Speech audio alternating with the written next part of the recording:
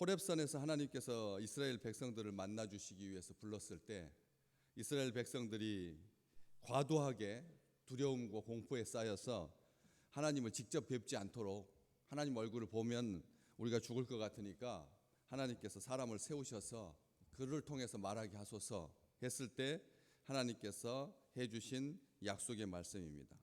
하나님의 산 호렙, 하나님의 산, 축복의 산 시내산에서 하나님께서 이스라엘 자손에 대해서 말씀해 주신 이 약속의 말씀. 그런데 이 스데반은 그 하나님이 너희 형제 가운데서 나와 같은 선지자를 세우리라 이렇게 말씀해 주셨던 그 말씀 앞에다가 이스라엘 자손에 대하여 이렇게 말을 변경하고 있습니다. 두려움과 공포 때문에, 죄 때문에 하나님 뵈면 꼭 죽을 것 같아서 그 두려움으로 이 1차적인 걸음막, 1차적인 가름막, 중개자 세워달라고 했으니까 참 어리석은 것이고 하나님의 뜻이 아니었던 거죠. 하나님은 이스라엘 백성들에게 1대1로 직접 만나서 이스라엘 백성들 전체를 향하여서 하나님께서 관계를 맺으시고 1대1로 그렇게 친밀하게 말씀 주시려고 하셨는데 이스라엘 백성 스스로가 하나님과의 관계에 가림막을, 필터를 적용해 달라고 요청한 것이니까 이거 완악한 것이고 원래 하나님의 뜻이 아니었는데 하나님께서 이렇게 말씀하신 거거든요. 우리는 하나님과의 관계에 있어서 누구를 통해서 하나님께 나간다 이런 생각을 하지 않는데 우리가 조금 하나님을 향하여서 불편해지면 그런 생각을 갖기 쉽습니다. 목회자인 저도 하나님의 말씀을 직접 이렇게 듣기보다는 다른 사람을 통해서 확인하고 싶은, 내가 이 말씀이 나에게 주신 말씀인데 그걸 알면서도 어떻게 지나가다가 나무에 뭐 어떤 글자를 새겨 주셔서 하나님께서 그것을 통해서 하나님의 뜻을 알려고 하는, 확인하려고 하는, 친한 친구의 오늘 내가 가서 누구를 만나게 될 텐데 그의 입술에서 무심코 떨어지는 그 말 가운데서라도 하나님께서 나에게 주신 이 확정된 확신을, 증거를, 사인을 갖고자 한다는 것이죠. 기드온이 양털에 이슬이 맺히면 그것을 통해서 하나님께서 고라고 하시는 그 사인에 대해서 내가 반응하겠나이다 하는 것처럼 우리의 마음에는 하나님으로부터 직접 듣기보다는 어떤 이 도구를 통해서, 환경을 통해서, 아주 희미한 어떤 환상을 통해서, 꿈을 통해서 하나님의 음성을 확인하려고 하는 그런 얄팍한, 아주 굉장히, 그리고 보이지 않는 하나님에 대한 이런 대체물로서 그런 것들을 기대한다는 것이죠. 우리 속에 그런 게 있습니다. 자꾸 그런 그 환경들이 한 3번쯤 겹치면 이게 하나님께서 확실한 나에게 주시는 사인이다, 이런 생각을 갖기 쉽다는 거죠. 우리도 그렇습니다. 신앙생활 하면서 그런 마음들이 있을 수 있다는 거죠. 압니다. 충분히 이해하는데 스데반은 이런 것에 대해서 자기 동족에 대해서 불편하게 생각하고, 그리고 왜 그랬느냐, 하나님께서 직접 말씀해 주실 텐데, 나에게 하나님께서 친히 들려주실 텐데 왜 그랬느냐라고 따지거나 비판하려고 하는 것이 아니라 오늘 말씀 보시면 이스라엘 자손에 대하여 하나님께서 이 말씀을 하셨다. 평가를 너희들이 해라.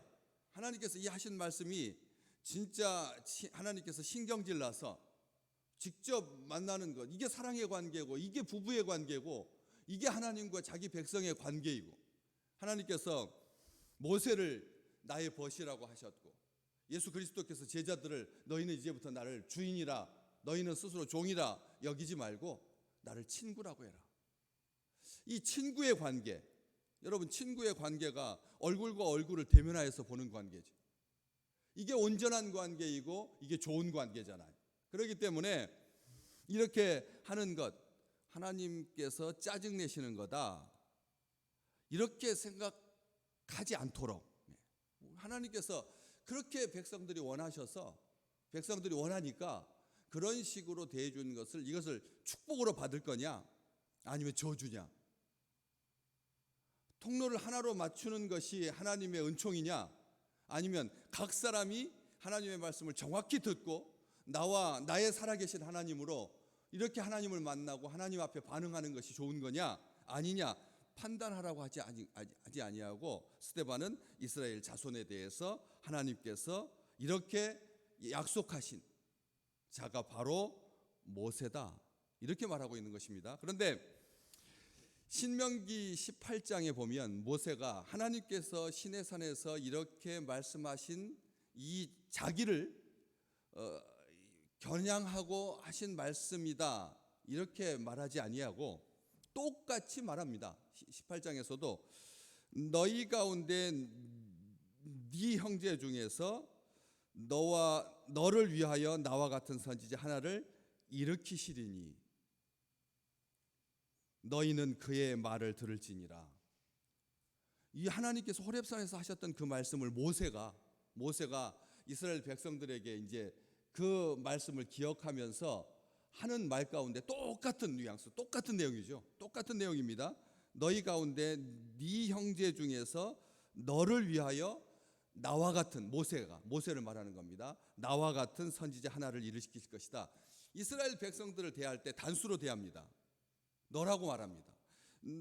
너희 가운데 네 형제 중에서 너 형제 중에서 너를 위하여 나와 같은 선지자를 하나님께서 일으키실 것이다. 이스라엘 백성들을 대할 때 단수로 말한다는 거예요. 복수가 아니다. 이스라엘 백성들이여 너희를 위하여 너희들의 형제 가운데서 너희들을 위하여 나와 같은 선지자를 일으키실 것이다. 나는 단수고 듣는 너희는 복수다라고 말하지 아니하고 단수 대 단수로 말합니다. 이게 무슨 성경에서 어떤 법이냐면, 우리 세상에는 그럴 수도 있죠. 그렇게 말할 수도 있을 것입니다. 어떤 가문을 향하여서 너 누구여, 대한민국을 향하여서 너 대한민국이여 이렇게 말할 때는 굉장히 어떤 느낌이 듭니까? 시적인 표현이죠. 시적인 표현이고 함축하는 의미가 많습니다. 이것을 성경에서는 무슨 법이라고 하냐면 대치법이라고 합니다. 대치법, 다시 말하면 단수로 복수를, 복수로 단수를, 현재로 과거를, 과거로 현재를 나타내는, 이게 시적인 표현이고 굉장히 감동적인, 굉장히 이 친밀한, 그렇죠. 이스라엘 백성들을 대할 때 일대 나대 모세대 복수로 말하는 것과 나와 너로 말하는 것은 벌써 다른 것이죠. 굉장히 친밀하게 여기는 것이, 모세가 자기 동족들을 대해서 이런 생각을 가지고 있었다는 것입니다. 참 아름다운 표현이고요. 그리고 현재를 과거로, 과거를 미래로, 미래를 현재로, 이렇게 시제를 어제 일인데 오늘처럼 말하고 미래 일인데 오늘처럼 말하는 것, 이것은 확신이지 않습니까? 그렇죠. 우리 대한민국을 바라보면서 좋은 지도자를 하나님께서 세우셔서 21세기 중반을 향하여서 정말 날개 돋친 듯이 하나님의 영광을 드러낼 너여, 드러낼 것인데 드러낸 너여, 뭐 이런 식으로 말한다라고 하는 것은 민족에 대한 자긍심이고 행복한 사람이 하는 그런 감정일 것입니다. 그런 표현일 것입니다. 이렇게 하는데 딱 하나가, 한마디가 더 들어가 있습니다. 너희 가운데서 세우리라. 이 세우리라라고 하는 말을 모세는 뭐 어떻게 말하냐면 일으키시리라, 일으킬 거다라고 말합니다. 다시 말하면 원래 세운다라고 하는 말이 사람 가운데서 하나님께서 세우신다, 뭐 하나님께서 일으키신다, 일상적인 용어죠. 그런데 이게 모세에게만 한정되지 않고 이제 밑으로 내려가서 더 내려가서 여호수아를 어떤 특정하는, 여호수아만을 한정하는 그런 예언이 아니라, 그렇죠. 모세가 자기 뒤를 이을 바로 밑에 있는 여호수아만을 국한해서 이렇게 말한 것이, 이것은 그렇게 말한다면 그것은 축복이 아니죠. 안 그렇습니까? 솔로몬이 하나님의 사랑을 받은 유일무이한 자였다 이렇게 말한다면 우리는 다 비참해지고 맙니다. 그렇죠. 우리는 그냥 그 부스러기나 아니면 아류 정도나 되는 것이니까. 그렇기 때문에 진정한 축복은 그 밑에까지 계속 이어지는, 누구에게까지요? 우리 주 예수 그리스도에게까지. 우리 주님께서 참 선지자이시고, 그래서 히브리서에 고백하고 있는 것처럼 더 좋은 언약의 중보자이신 예수 그리스도까지 이어지도록 그게 열려 있고, 궁극적으로 예수 그리스도를 통해서 성취되겠지만 어쨌든 그 아브라함의 후손들, 이스라엘의 자손들, 특별히 믿음의 자손들에게까지 이어지는 축복이 되시기를 주의 이름으로 축복합니다. 이게 진짜 아름다운 복인 것이죠. 그렇기 때문에 그렇게 열려 있는데 예수 그리스도를 향하고 있다면 이 단어 세우신다, 일으키신다라고 하는 말은 무슨 뜻일까요?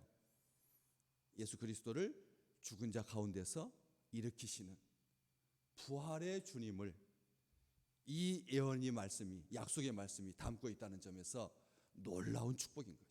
우리 주님께서 선지자를 일으키신다, 세우신다 라고 하는 말, 이것은 부활을 의미하고 있는 것입니다. 그래서 사도행전 3장에서 베드로가 이 말씀을 또 인용합니다. 호렙산에서 하나님께서 이스라엘 백성들에게 하셨던 약속을 모세가 한 번 더 말하고, 그리고 신약시대 때 베드로가 이것을 예수 그리스도께 적용합니다. 우리 주님이시다, 바로 우리 주님이시다 하면서 확정적으로 확인해 주고 있다는 것이죠. 사도행전 3장에서 베드로가 우리 사도행전 지금 7장 보고 계시는데 앞쪽에서 말할 때 똑같이 말했습니다. 베드로가 그의 모든 말을 들을지어다. 그의 모든 말을 들을지어다. 23절 사도행전 3장 20절 누구든지 그 선지자의 말을 듣지 아니하는 자는 백성 중에서 멸망받으리라.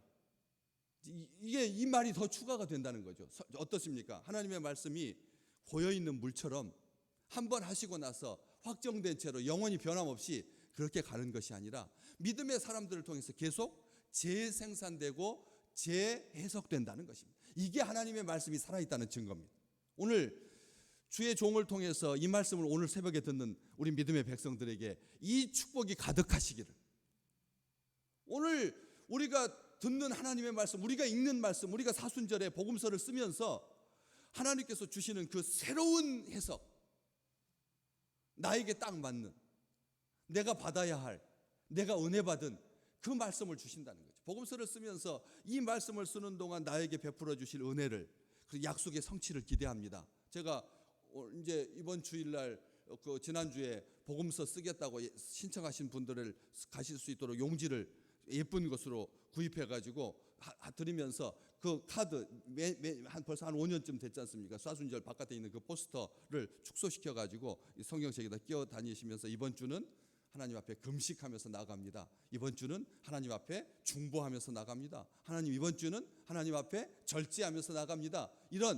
그런 것 40일간의 그 사순절 일정 뒤에다가 복음서를 쓸 때 하나님의 말씀을, 하나님의 약속을 쓰면서 기도가 응답되고 약속의 말씀을 받게 되고 은혜 입게 해달라고, 그런 마음으로 나갑니다. 그런 마음으로 씁니다. 단순하게 기계적으로 필사자가 우리가 아니니까. 우리가 이 시대에 성경을 필사할 이유가 뭐가 있습니까?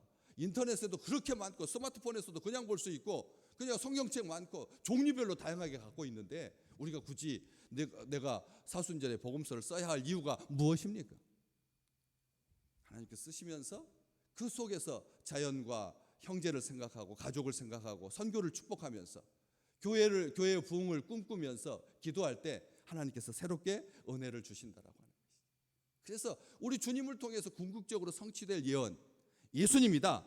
그러니까 너희들은 그의 모든 말을 들으라. 처음에는 그의 말을 들으라. 그의 말을 들을지니라.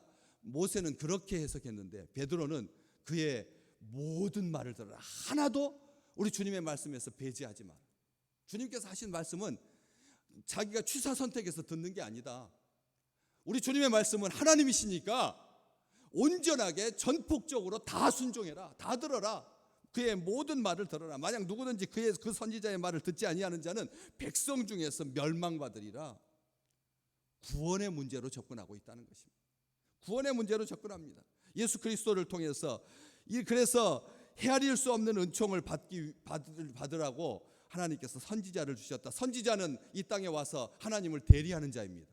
선지자는 이 땅에서 하나님을 대리하는 사자입니다. 대신한 자입니다. 그를 통해서 하나님은 선지자를 통해서 하나님께서 해주신 말씀을 기억나게 하는 거죠. 우리의 책무가 무엇인지, 오늘 하루를 살면서 우리의 책무는 무엇입니까? 하나님께서 오늘 나에게 하라고 하시는 사명은 무엇입니까? 깨닫게 되시기를 축복합니다. 하나님께서 하나님과의 관계는 그런 거죠. 하나님은 우리 형제들 가운데, 우리 자손 가운데서 선지자를 일으키실 것이다. 우리 장로님 중에서, 우리 권사님 중에서 목회자가 나오고, 자손 중에서 목회자가 나오고, 선교사가 나오고, 손주들 중에서 그렇게 하나님의 일을 하는 하나님의 직분자가 나옵니다. 이건 진정한 복인 것이죠.